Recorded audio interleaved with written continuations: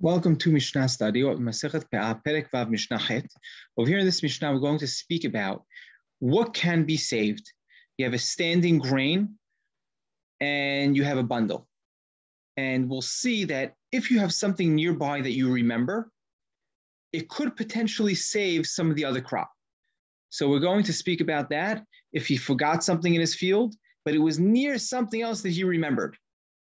Could he take that home? Could he take that back with him? Is that considered shikha or not? Kama, remember, kama is standing grain. Omer is a bundle. Kama maselet et haomer ve'et hakama. Ve'haomer eno masil lo et haomer ve'lo et hakama. Ezohi kama shehi maselet et haomer kol she'eno shikha afilu kelach echad. So you have kama, you have standing grain that you remember. You remember you have standing grain over there. And near that standing grain, you had a forgotten bundle and some other forgotten standing grain.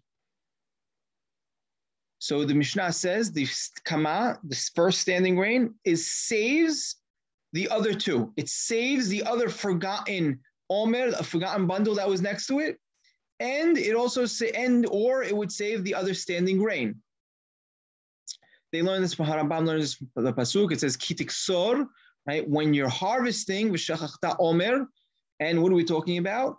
An omer that's surrounded by kitzir, that's surrounded by harvested wheat. That's considered shikha. Kitiksor v'shachachta, but not right. It comes to exclude a bundle that's surrounded by standing wheat.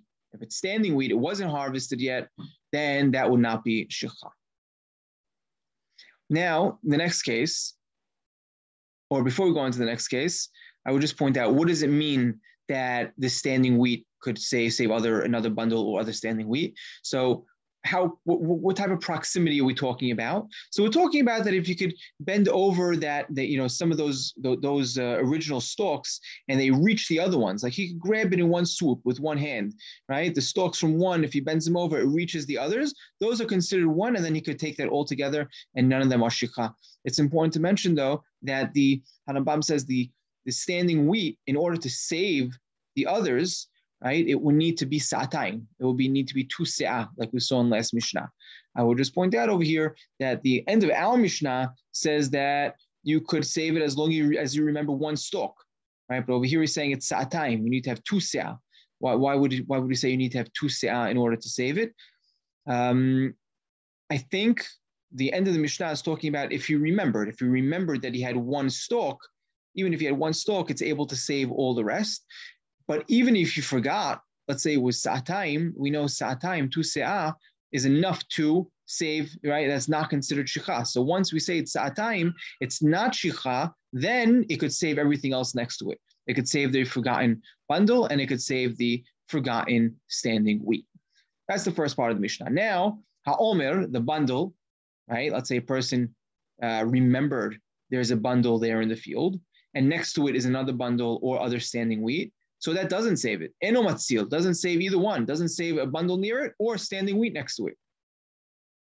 Now the Mishnah continues.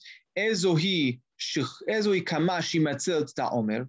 What is standing wheat that we said that could save a bundle near it, right, in proximity? So the Mishnah says, Kol she'eno shicha afilu kelach echad. Right, as long as it's not shicha, as long as there's one stalk, as long as there's one stalk there that he remembers, that would save the rest all around it.